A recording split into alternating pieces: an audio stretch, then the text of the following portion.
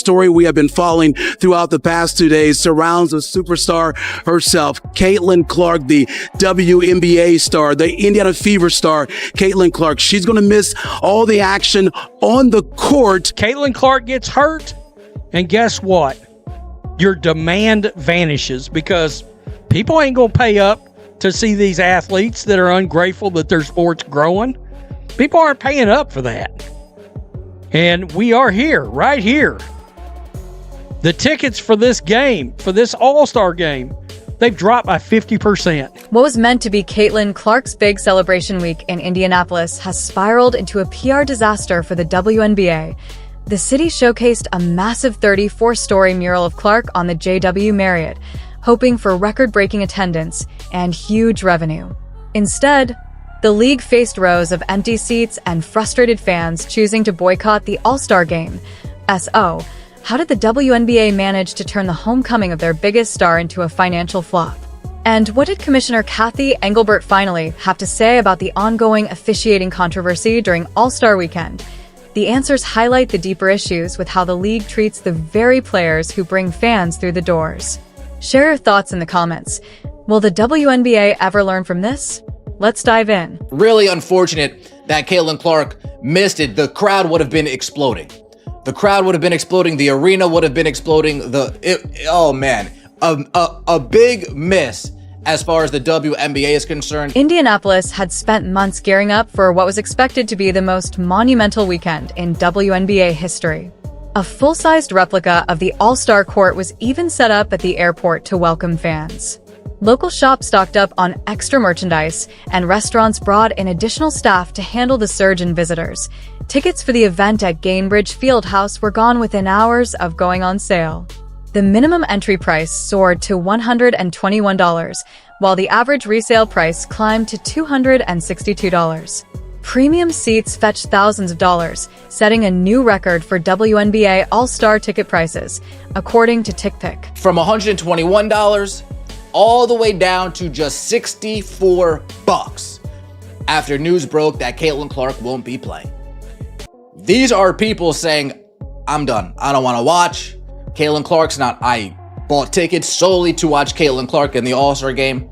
I made accommodations solely to get to Indiana to watch Caitlin Clark in the All-Star game. She's injured. I have no interest in that anymore. People are selling their tickets so much so they just want off of them. 121, okay. You want it for 100? Oh no, okay. I guess I gotta lower it to 80. Oh, you don't want to buy it for 80? Okay, I guess I'll lower it to 70. You don't want to buy it to 70? I guess I'll lower it to $64. The WNBA is paying attention to these trends, and they're seeing firsthand what Caitlin Clark is worth to this league. Then came July 17th, and everything flipped upside down. News of Clark's groin injury broke on social media, and the impact on ticket sales was immediate and brutal. Prices that were averaging $262 plummeted to just $64 within hours, a staggering 75% drop. Sellers began scrambling to unload their tickets, and the resale market went into a full-blown freefall. People who had bought tickets expecting to profit were suddenly forced to take heavy losses. The entry price sank from $121 to roughly $65, yet even at those slashed rates, buyers weren't lining up. This wasn't a slow decline. It was a financial meltdown unfolding in real time online. The ticket prices. The demand fell off a cliff. And it's not just the on-court product that suffers without number 22, Caitlin Clark. The entire weekend's economic opportunities have felt the fallout. What makes this situation even harsher is that we've seen this pattern before, but never anywhere close to this scale. Earlier in May, when Clark was sidelined with a quad strain, ticket prices for road games took big hits. For example, prices for the Washington matchup dropped by 47%, and that highly anticipated game in Chicago saw a staggering 71% decline. But those were just regular season contests. This time, it was the All-Star Game in her own hometown, and the ticket market collapse was unlike anything the league had ever witnessed. But when it comes to the vendors in the arena, the shops in the arena, they're not going to have the same amount of people patronize their business as they would if Caitlin Clark was there. The surrounding restaurants, the surrounding areas, the surrounding attractions, they're not going to have the same number of people patronize their business as they would if Caitlin Clark was healthy. Gainbridge Fieldhouse, which hadn't seen an empty seat in nearly 2 years of Fever games, was suddenly on the verge of its first non-sellout of the season. Think about that. The arena that had become the epicenter of WNBA excitement was now facing visible gaps in the stands during what was supposed to be Indianapolis' biggest basketball weekend since the NBA All Star event. The financial fallout was brutal. Vendors who had poured thousands into All-Star merchandise were staring down major losses. Restaurants and hotels that had prepared for record-breaking crowds were now dealing with unexpected cancellations. The economic shockwave rippled through downtown Indianapolis as the harsh reality of the situation became impossible to ignore. This year, for the second time ever, the WNBA All Star Game was supposed to feature an actual star. Normally, this celebration of pretend basketball features players that no one's ever heard of. This went far beyond a single player missing a single game. Fans were sending a loud, unmistakable message about who truly drives interest in the WNBA. When other stars sit out, ticket prices don't nosedive like this. The market's response was crystal clear. Without Caitlin Clark, the All-Star Game simply lost its appeal. The ticket collapse revealed a truth the league would rather ignore. This record-setting season has been built almost entirely on the momentum of one player.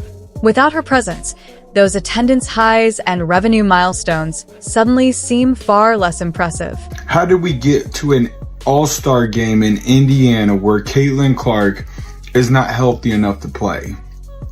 Well, it all started last year, in her rookie season, where she received 20% of all the flagrant fouls in the league. And most of them came from Angel Reese in the Chicago Sky. And these weren't basketball plays. They were not only fouling her, but they were getting up, laughing about it, laughing about Caitlin Clark getting assaulted. Any other work environment, people go to jail for what's going on. Clark's groin injury wasn't some random twist of fate. It was the predictable outcome of months of increasingly rough play that officials repeatedly ignored.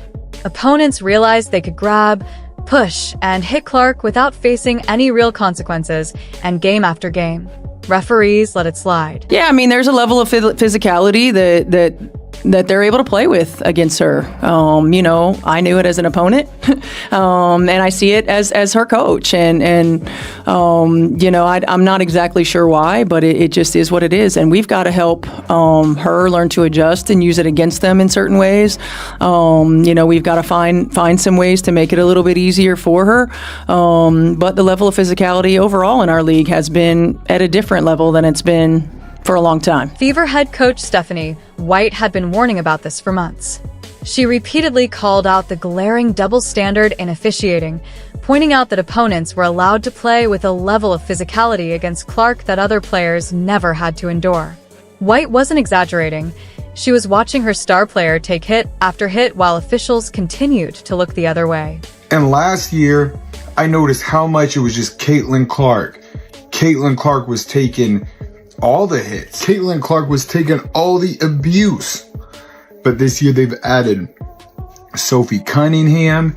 She gets more flagrant fouls on her than anybody in the league besides Caitlin Clark. And Aaliyah Boston, she's been taking hits as well. But the worst thing is the consistency. So they don't call flagrant fouls, or most of the time, Caitlin Clark could be held for an entire game at a time. They don't call fouls. They don't call common fouls. But then when it's the Indiana Fever, guess what? Touch foul here, touch foul here. They call absolutely nothing. Let's be honest about what was happening on the court.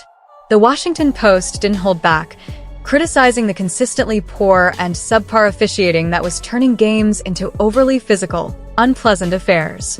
They even joked that the league should change its logo to a bruise and adopt the slogan, "No call." This wasn't exaggeration. It was exactly what fans witnessed night after night. Looking for proof? Opposing teams repeatedly hooked and hammered Clark without penalty. Countless videos show defenders grabbing her arms, pushing her off screens, and fouling her on drives, all without a single whistle. Referees simply stood by and let it happen. This approach effectively normalized targeting Clark as a deliberate tactic. I actually had that injury 2006, and listen, I was heavily taped around my thigh, around my glute, just trying to make sure there was enough pressure to hold that groin. And the hard part is that the groin is sort of an area that you can't just touch and go, it hurts right here. You feel it deep. You have to get a lot of deep treatment, whether it's ice and heat and rest. Well, Caitlin Clark, she can't find a lot of rest right now because she's mid-season. But I think that injury is really tough because it lingers. No matter how much medicine you take, you can feel fine. You get back out there, one move, one change of direction, and boom, you're right back feeling that same type of pain. So it's going to be a tough injury that she's going to have to manage. How long did it take you to recover from? To be honest, Tracy, I play tennis and I can still feel that injury linger because I don't know that it ever really goes away. You just learn to manage and play with it. What makes this situation even more troubling is how other star athletes in sports history have typically received better protection from officials. The biggest names in any league aren't usually treated like practice dummies, yet Clark has been repeatedly slammed while referees seemingly forgot their responsibilities. The statistics paint a grim picture of a league failing to safeguard its players. Over the last 2.5 seasons, there have been 57 reported head and neck injuries. Guards and small forwards, in particular, have been bearing the brunt of this physical toll, according to the same Washington Post report. This isn't just routine wear and tear. It's a clear pattern of dangerous play being tolerated. WNBA legend Lisa Leslie knows firsthand what Clark is up against with her groin injury. Leslie dealt with a similar injury back in 2006 and cautioned that such injuries can linger for months, even years. Unfortunately, that's the reality Clark now faces, a consequence of officials failing to enforce the rules. This wasn't bad luck or simply part of the game. It was the inevitable result of a league that refuses to protect its most valuable asset. Each missed call, every unpunished shove, and every ignored foul added up to this crisis. The officiating issues have now cost the WNBA millions in revenue and exposed a fundamental failure in managing the game.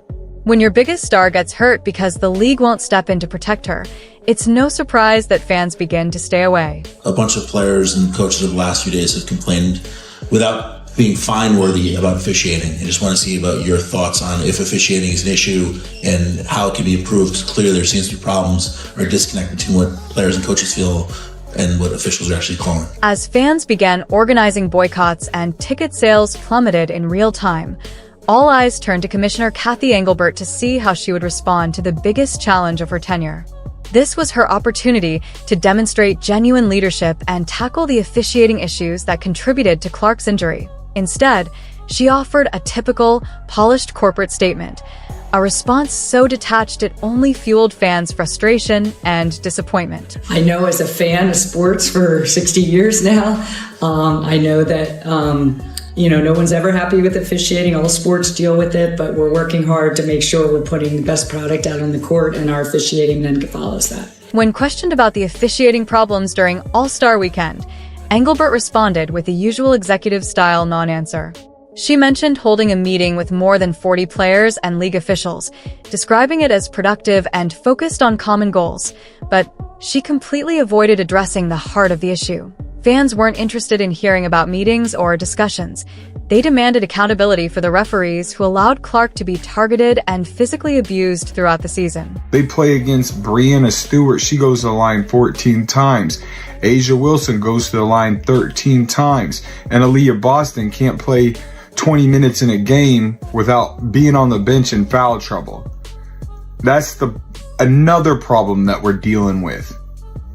But like I said, this year, it's not just Caitlin Clark. If you wear that Indiana Fever jersey, consider it done. The refs are not going to be fair, and they are going to cheat and do whatever it takes to do what the higher-ups say. Her response completely overlooked the financial fallout unfolding across Indianapolis.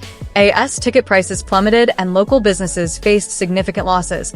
Engelbert was focused on maintaining team profitability and promoting constructive dialogue.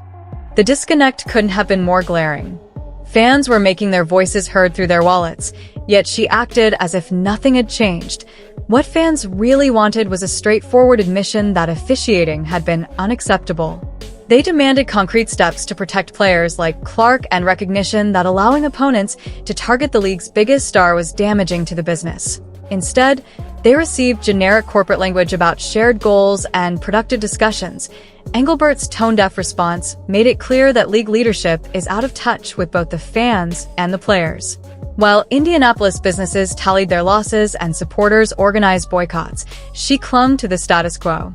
Her refusal to directly confront the officiating crisis only fueled the backlash. I mean, you're going to mess around and a large, massive group of fans are going to be like, enough is enough.